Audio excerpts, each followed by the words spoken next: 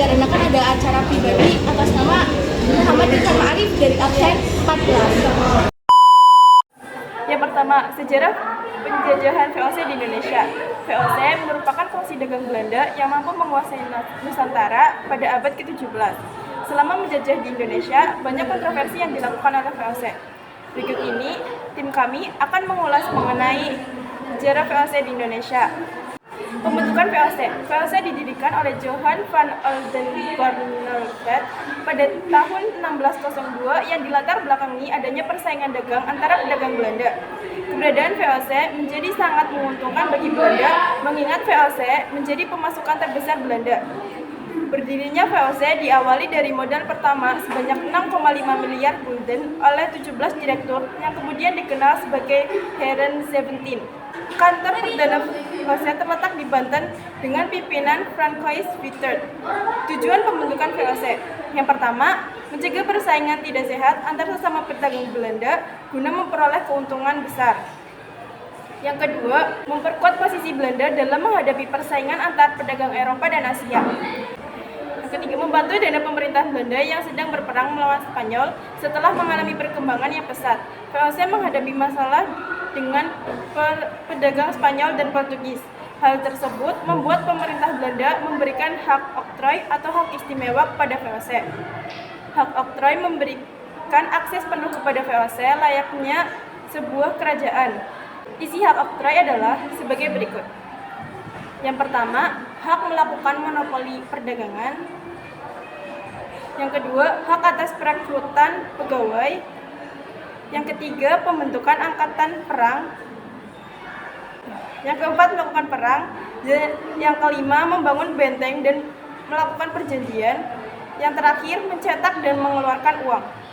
Hak oktroy bertujuan untuk menyingkirkan Portugis dan Spanyol menguasai Nusantara serta memaksa penguasa Jawa untuk hanya berdagang dengan VOC.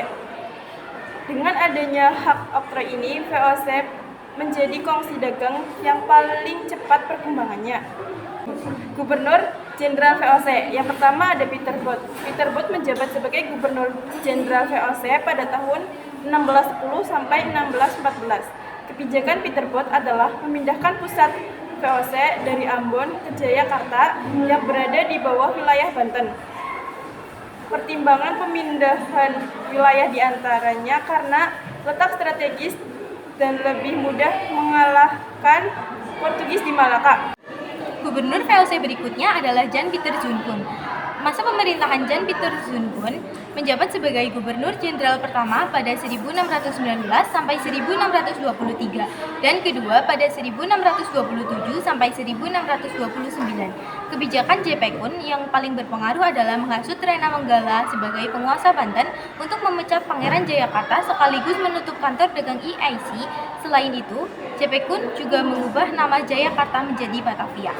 Kebijakan ekonomi VOC dalam menjalankan pemerintahannya banyak pro dan kontra kebijakan yang dikeluarkan oleh VOC. Berikut adalah kebijakan ekonomi VOC. 1. Hak ekstripasi. Hak ekstripasi merupakan hak untuk menebang dan membakar rempah-rempah dengan tujuan menstabilkan harga rempah-rempah. Yang kedua ada kontingenten. Kontingenten adalah kebijakan wajib pajak yang harus dibayarkan sesuai nominal yang telah ditentukan VOC. Pajak ini berupa hasil bumi. Sayangnya tidak ada sistem ganti rugi apabila terjadi kegagalan panen. Yang ketiga ada Verplichteleverantie. Verplichteleverantie adalah kebijakan menyerahkan hasil bumi hanya kepada VOC. Yang keempat ada pelayaran hongi. Pelayaran hongi adalah ekspedisi pengawasan perdagangan di wilayah Ambon Maluku, Seram, dan Ternate Tidore untuk mencari transaksi perdagangan gelap dari para pedagang. Kebijakan ini bertujuan untuk mengontrol perdagangan sekaligus mengawasi jalannya monopoli. Perlawanan terhadap VOC. 1. Perlawanan Sultan Duku. 2. Perlawanan Sultan Agung. Ketiga, perlawanan Banten. Keempat, perlawanan Mataram Islam. Dan kelima, perlawanan Goa. Berakhirnya VOC. Pada Desember 1780 terjadi perang antara Belanda dan Inggris. Konflik ini mengakibatkan krisis keuangan hingga VOC tidak mampu lagi menanggung biaya yang diajukan. Pada perkembangannya, VOC mulai mengalami penurunan pemasukan hingga membutuhkan bantuan dari luar. VOC menjadi ketergantungan terhadap bantuan-bantuan pinjaman dari luar. VOC tetap berdiri, namun mengharuskan melakukan pemberhentian direksi, pegawai yang dikurangi, pembongkaran kantor, dan meminimalisir kegiatan perdagangan. Akibat kekalahan Belanda mengharuskan kantor VOC diduduki pemerintah Inggris. Kekacauan ini mengakibatkan kegiatan perdagangan VOC terganggu dan diperparah oleh perlawanan yang dilakukan bangsa Indonesia, hingga terjadinya reorganisasi besar-besaran. Masa pemerintahan H.W. Daniels 1808 sampai 1811. Kebijakan dan akhir masa jabatannya. Pada tahun 1800-an, Perancis di bawah Napoleon Bonaparte memenangkan perang di Eropa. Dampaknya, wilayah jajahan bangsa Eropa harus diserahkan kepada Perancis, tidak terkecuali Hindia. Belanda di bawah pemerintah kolonial Belanda. Louis Napoleon yang merupakan adik dari Napoleon Bonaparte diangkat sebagai penguasa Belanda pada tahun 1806. Selanjutnya, pada tahun yang sama, Louis Napoleon mengirim Herman Willem Daendels untuk menjadi gubernur jenderal di Jawa yang bertugas mempertahankan kekuasaan Jawa dari Inggris. Herman Willem Daendels menjabat sebagai Gubernur Jenderal Hindia Belanda pada tahun 1808 hingga 1811. Di sisi lain, Daendels juga ditugaskan untuk memperbaiki pertahanan dan administrasi pasca runtuhnya VOC dalam rangka melaksanakan tugasnya. Daendels menerapkan beberapa kebijakan, diantaranya 1. Bidang militer. Daendels dikenal dengan pola pemerintahan bertahan besi atau otoriter. Adapun kebijakan dalam bidang pertahanan dan keamanan diantaranya 1. Mendirikan benteng-benteng pertahanan baru. 2. Mendirikan pangkalan angkatan laut di Anyer dan Ujung Kulon.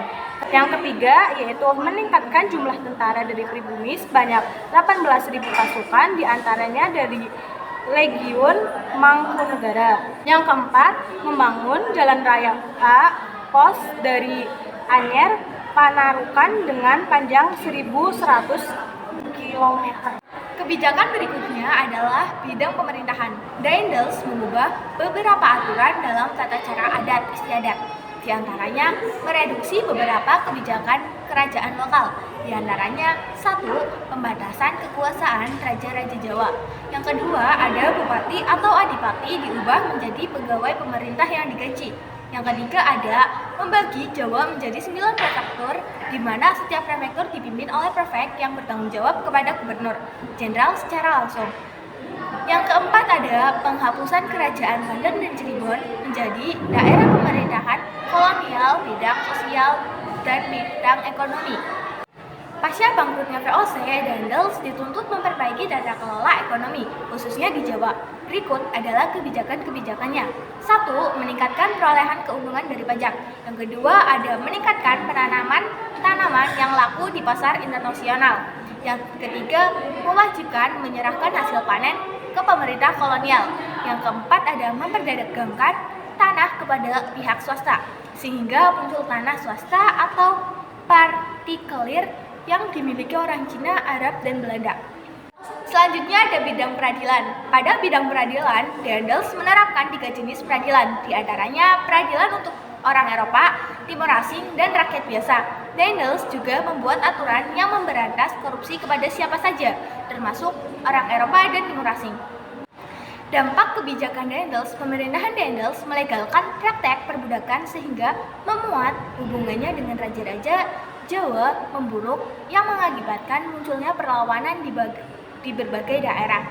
Kebijakan penjualan tanah dan tidak produktifnya pemasukan dari wilayah-wilayah membuat Daendels dipanggil kembali ke Belanda dan digantikan pemerintahannya oleh Janssens.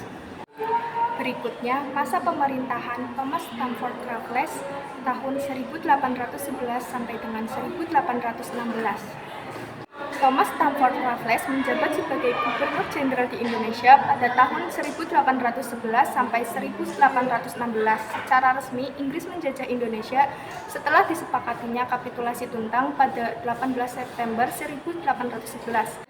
Seminggu sebelum kapitulasi Tuntang, Lord Minto yang berkedudukan di India menunjuk Thomas Stamford Raffles sebagai Letnan Gubernur di Jawa. Dalam pelaksanaannya, Stamford Raffles berkuasa penuh di Nusantara. Pemerintahan masa Raffles menerapkan sistem yang bebas dari unsur paksaan, berbeda dengan yang diterapkan pada VOC dan Dendels. Penerapan sistem tanpa paksaan dari Raffles diambil dari pengalamannya di India. Berikut adalah kebijakan-kebijakan Raffles. Yang pertama, kebijakan di bidang politik dan pemerintahan. Raffles membagi Jawa menjadi 16 karesidenan dan 1 karesidenan menjadi beberapa distrik. Yang kedua, mengubah sistem pemerintahan feodal atau pemerintahan di bawah bangsawan menjadi pemerintahan kolonial bercorak barat.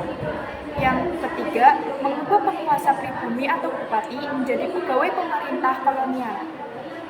Berikutnya, kebijakan Raffles di bidang ekonomi. Yang pertama, menghapus pajak hasil bumi dan penyerahan wajib pajak. Yang kedua, menerapkan sistem sewa tanah. Yang ketiga, petani diberi kebebasan untuk menanam ekspor, sedangkan pemerintah membuat pasar untuk merangsang petani menanam tanaman yang paling menguntungkan. Dan yang keempat, Raffles melakukan monopoli garam dan minuman keras. Kebijakan Raffles berikutnya yaitu kebijakan bidang sosial. Yang pertama, Raffles melakukan penghapusan kerja roti atau kerja paksa. Yang kedua, melakukan penghapusan perbudakan. Kemudian kebijakan Raffles di bidang hukum. Yang pertama, Raffles menerapkan hukuman yang didasarkan pada kesalahan dan bukan ras. Yang kedua, menyatakan hukuman dari bupati karena menimbulkan dualisme hukum.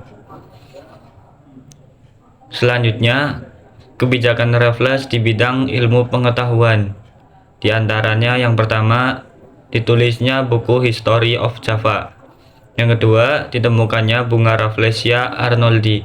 Yang ketiga, dibangunnya kebun raya Bogor. Yang keempat, memberikan panduan penelitian kepada John Crawford sehingga berhasil menyelesaikan tulisannya yang berjudul History of Indian Archipelago. Yang kelima, penemuan Candi Borobudur. Berikutnya, akhir pemerintahan Raffles. Pemerintahan Raffles tidak berlangsung lama. Hal ini berkaitan dengan berakhirnya masa jabatan Lord Minto yang digantikan oleh Lord Moira pada tahun 1813.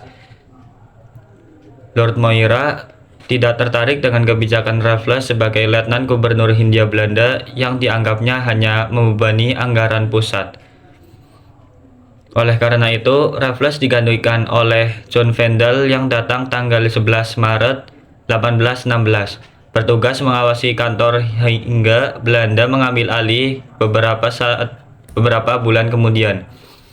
Setelah turun dari jabatannya di Jawa, Raffles ditempatkan di Bankolen pada tahun 1811.